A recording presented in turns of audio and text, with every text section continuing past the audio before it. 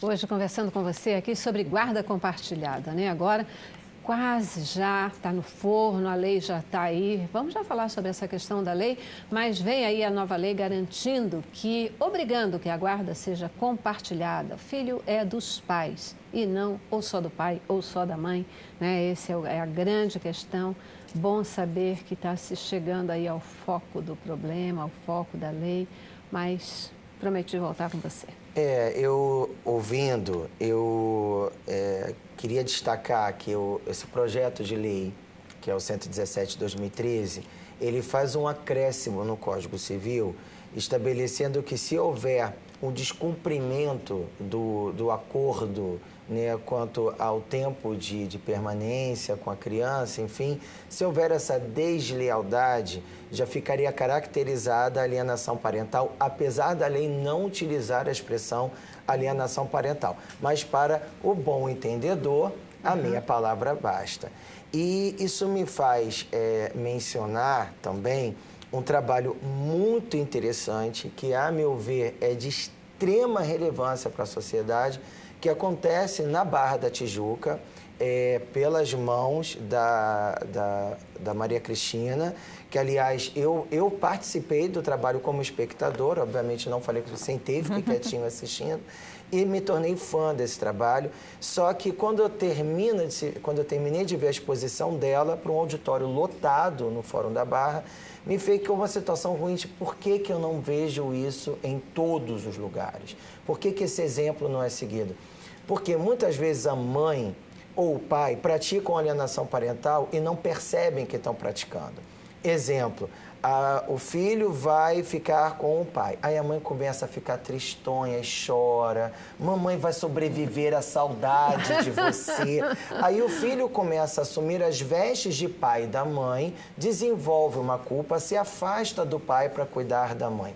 Aquela mulher, muitas vezes, ela não se deu conta do mal que ela está fazendo àquela criança. Porque o filho não é dela e nem do pai. O filho é uma vida. Ele é titular da sua própria vida. Claro. E quando ela vai ao fórum e escuta a juíza fazendo esse alerta, trazendo vídeos que sensibilizam, é um primeiro momento de uma educação da sociedade, de refletir o que era opressor, o mal que a gente fazia e não percebia que estava fazendo, e você perceber o bem que você pode fazer a quem você tanto ama, que é seu filho. Sandro, você toca de novo, né, numa questão. Essa questão, ela é muito maior, na minha opinião, do que esse momento da separação, né, esse momento da definição, porque é uma questão assim, quando a gente tem filhos, essa visão de que eu tenho filhos, mas esses filhos, eles não são meus. Exatamente. Né? Eles são criaturas, indivíduos independentes e que eu devo criá-los para a vida.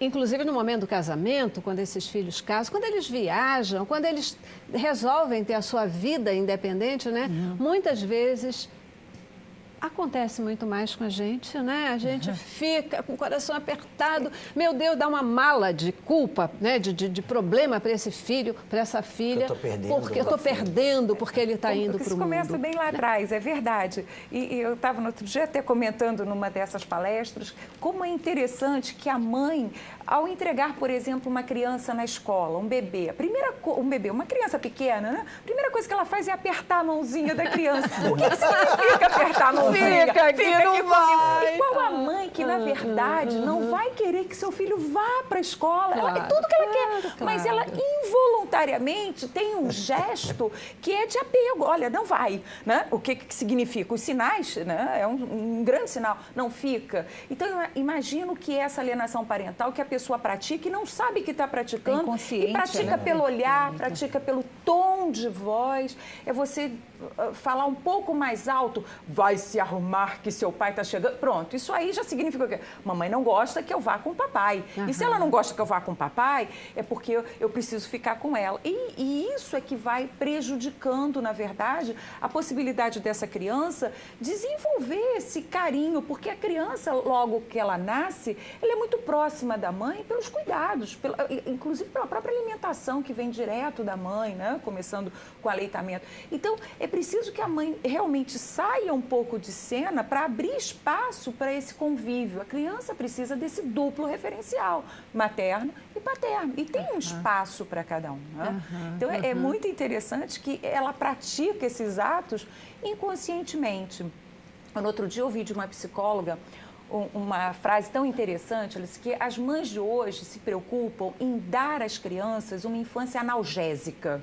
O que é isso? A mãe não quer que a criança sofra nada. E aí, ao fazer isso, ela, na verdade, tira a possibilidade dessa criança se preparar para a vida, preparar, amadurecer seus sentimentos, perceber suas frustrações e lidar melhor com elas. Então, essa ideia de você impedir que a criança sofra é realmente prejudicial para a criança. Não é que toda criança tenha que sofrer para ser feliz, não é isso.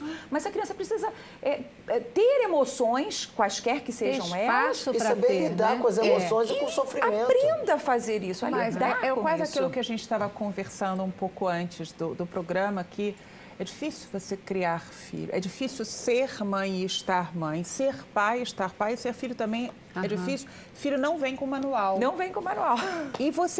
E mais, a gente também tem uma cultura na nossa sociedade, de certa maneira, muito por culpa nossa de acomodação e do Estado, que é um Estado muito protetor, que a gente habitua que o Estado tem que me dar resposta para tudo.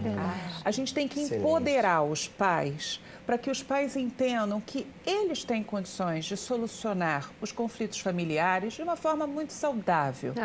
A gente está acostumado muito a ver os pais indo para o judiciário para pedir para a juíza para decidir a minha vida. Por quê? Porque o Estado tem que decidir, né? O Estado tem que dar tudo para mim. Ele tem que, inclusive, decidir sobre como vou criar o meu filho. A escola que o meu filho vai estudar. Essas situações que eles vão pedir para a gente para decidir qual escola que eles vão matricular. Porque eu quero matricular numa escola religiosa e ela não quer matricular.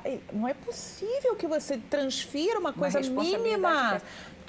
E se alguma coisa der errado, a culpada foi a juíza. Mas é lógico, aí é que está o grande lance, né? Eu quero que você decida. Isso acontece muito com juízes, etc. Acontece muito com pastores, por exemplo, também, Excelente, né? Com os padres, com essa questão, né, dos religiosos. Porque na hora que foi você que decidiu, poxa, mas caramba, poxa, você me deu essa orientação. Eu me infantilizei para que você decida a minha vida. E esse processo... Só que esse processo, ele não é um processo consciente, né? Na mesma ordem do que vocês estavam falando da alienação parental. Nós até voltando aqui um pouquinho a ideia do compartilhamento de responsabilidade, que é o que, na verdade, uma guarda compartilhada é. Quando a mãe exerce essa unilateralidade, né, de guarda, é muito fácil o pai dizer, foi você que errou. Será que a mãe tem consciência disso? Na verdade, a responsabilidade é dos dois. Ela tem que invocar isso o tempo todo, né? E quando o juiz é chamado para decidir essas questões, e são questões exatamente assim, qual escola que... Para o juiz, isso não é uma coisa difícil, na medida em que ele vai olhar a questão técnica. Ele vai submeter aquela criança a alguma psicopedagoga, que vai ver qual é a melhor orientação para ele. Porque isso já aconteceu comigo e mais de uma vez. Mais de uma vez. Janeiro, então, né? Mais de uma vez. Não, chega muitas vezes ao absurdo da criança estar matriculada em 2 escolas, 2 uniformes, 2 materiais, né, e os pais não conseguem decidir qual escola. Então, isso tecnicamente é fácil. Mas será que aquela criança quer uma solução técnica? Será que ela não quer uma solução... escuta o que eu estou falando, aonde eu quero estudar. Olha, eu estou aqui, ó. Vai de acordo com aquilo que nós falamos. E mais, se a gente pegar também, a gente esquece um pouquinho de uma lei que eu acho que é uma das leis mais bonitas que a gente tem no nosso ordenamento, que é o Estatuto da Criança e do Adolescente. Ele tem um princípio, um dos macro princípios do Estatuto, que é o do interesse superior da criança. Em todo lugar, e na nossa casa também, não estou dizendo que a criança vai ser o rei da casa e o príncipe vai mandar. São coisas distintas. Mas você tem que colocar uma lente do interesse superior. Na hora de decidir, você não tem que decidir qual escola que você gostaria de ter estudado e não. Você não tem que decidir qual é a projeção da profissão que você gostaria de ter tido e não tem no seu filho. Ouça o seu filho. O Estatuto ele sofreu uma modificação em 2010, por conta da nova lei da adoção, como assim chamam, E ele obrigou, por exemplo, quando a criança vai ser colocada em família substituta, guarda, tutela ou adoção, que ela tenha que ser ouvida. O adolescente obrigatoriamente vai ser ouvido. E por quê? Porque não tem ninguém mais importante na hora de colocar aquela criança em outro lado que a criança do que o adolescente. Se a gente transformar isso ou trouxer essa mesma base para a guarda compartilhada e para a guarda... Não, e esquece até a guarda compartilhada. Estamos falando para pais que convivem juntos no mesmo lar ou pais que não convivem juntos. E às vezes pais que nunca conviveram juntos, porque pode ter sido uma criança que nasceu assim... De um encontro. É de um encontro, mas é um filho. E o planejamento familiar ou a falta de planejamento é da sua responsabilidade. Nós temos que ser responsáveis pelo que fazemos ou pela falta de cautela que deixamos de ter. Mas o fato é que o mais importante é o meu filho. O que é melhor para ele? Vamos ouvir, ouvir.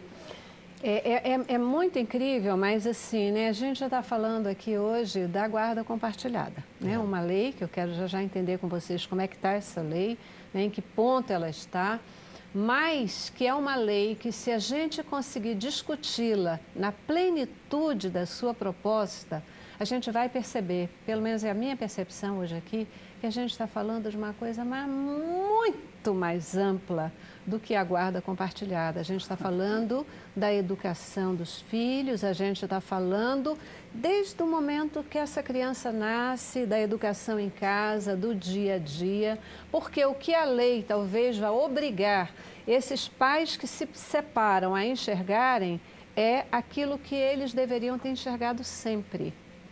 Essa criança, né? Essa criança, a importância dessa criança, essa criança como um ser que tem vontades, necessidades, ideias, que tem um olhar. Quantas vezes a gente fala naquela questão da autoridade do pai? É a pessoa, né? O pai é o chefe da família, é aquele que tem o dever de tomar a decisão, responsável pela decisão.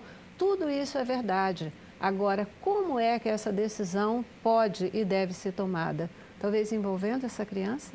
Ela sabe opinar, ela pode participar. O filho, né? ele espera certas atitudes dos pais. Ele precisa ter uma base, uma segurança. Às vezes até o pai pensando uma coisa e a mãe pensando outra, o filho vai esperar uma decisão. E a gente tem que pensar também que a criança, e mais uma vez é o estatuto que eu vou trazer, o Estatuto da Criança e Adolescente, é um ser ainda em desenvolvimento. Ele até pode ter opiniões que são contrárias a dos pais, porque ele é imaturo. Por isso ele está sob poder familiar, por isso ele tem os pais, que são pessoas maduras, em princípio, e que estão ali para educar, para orientar esse filho. Mas ele já tem condições de minimamente dizer, porque eu quero, porque eu não quero, mas eu não gosto disso, eu não gosto daquilo. E a gente tem um sentimento de posse muito grande, que já vem também da nossa cultura, porque no passado era assim, onde o filho era o nosso objeto. Tanto que existe uma coisa muito antiquada ainda. Quer ver? Quando você não consegue visitar o seu filho, tem cláusula de visitação, não visita o seu filho, vai lá plantão do final de semana, plantão forense. Aí você vai entrar com uma medida de busca e apreensão. A busca e apreensão é uma ação que serve tanto para buscar e apreender o filho, quando para garantir a cláusula de visitação, né? Que eu acho um absurdo, mas enfim, quanto é a ação que você vai ajuizar quando o teu devedor, que tinha que ter entregado uma bicicleta, não entregou para você? É a coisificação. Tanto assim que antigamente a ação era chamada de posse-guarda. Posse é a mesma ação que a gente usa para coisa. Para objeto. Porque antigamente a criança era objeto. Então até essa fala do o filho é meu e eu faço com ele o que eu quero, o filho, ele na verdade não é dos pais, os pais é que são do filho. Só que, culturalmente, nós estamos, desde o descobrimento, entre aspas, do Brasil, pensando o contrário. Pensando na criança como objeto. O senhor de engenho era o dono do escravo, da esposa e dos filhos. Antes do Código Civil 16, ele tinha o direito de vida e morte. De vida e morte. Ele era o senhor total. E agora, assistindo, eu estou vendo a Andréia falar, algumas coisas eu gostaria de aproveitar o espaço para desmistificar. Primeiro, alienação parental não é crime. A sociedade tem a mania de achar que tudo você resolve com cadeia. não é crime. E na delegacia? E na delegacia. Todo mundo vai à delegacia para resolver qualquer coisa. É verdade. Inclusive isso. Inclusive para reclamar que o filho Inclusive não... isso. Segundo, educação os pais também precisam. Nós 3 trabalhamos com educação de adultos e em sala de aula o que nós mais escutamos é: nossa, eu nunca tinha parado para pensar nisso. O que a Maria Cristina faz no fórum, na qualidade de juíza titular da primeira vara de família, é justamente, ao invés de sair punindo os pais, é educá-los, é chamá-los à reflexão. Porque pais bem educados, pais esclarecidos, são melhores pais. Eles conseguirão educar melhor os seus certeza. filhos, né? E quando ele ouve o filho, essa criança que ela diz assim, eu queria assim, por que não assim? Ao dizer para ele por que sim ou por que não, ele está mostrando que tem caminhos alternativos. Exatamente. Ele está mostrando que essa criança faz parte da família, né? E essa criança, ela é diferente quando ela se torna adulta, porque ela parte para uma... Ela se empodera, no sentido de ela sabe o que é melhor, ela sabe escolher, ela não é comandada, né? Então, é até interessante esse Ou ela vai saber ser comandada e não comandada, né? Vocês sabem, eu já preciso fazer uma paradinha de novo, né? Eu tenho que dar um intervalo e volto, mas eu acho que a gente está falando aqui de caminhos de fortalecimento da família. Caminhos de fortalecimento da família.